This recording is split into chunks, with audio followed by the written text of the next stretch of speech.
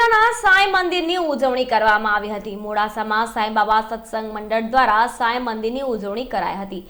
30 વર્ષ પહેલા મોડાસામાં સાંઈ મંદિરની સ્થાપના કરવામાં આવી હતી, જેનો પાટોત્સવ આજે ઉજવાયો છે। ત્યારે આ મંડળ દ્વારા 101 કિલો માવાની કેક ઉદયપુરથી મંગાવી અને શ્રી સાંઈનાથ બાબા પાસે કાપવામાં આવી હતી અને ભાવિ ભક્તો તેનો પ્રસાદ આરોગી અને ધન્ય બન્યા હતા। આ મંદિરમાં રામનવમીને દિવસે સવારે આરતી કર્યા બાદ કેક કાપવામાં આવ્યો હતો। હોમ હવન અને સાંજે સાંઈનગરમાં શોભાયાત્રા નીકાળવામાં આવશે અને રાત્રે ભજન મંડળ દ્વારા ભજનો કરી પૂરો દિવસ ધામધૂમથી ઉજવણી કરવામાં આવશે।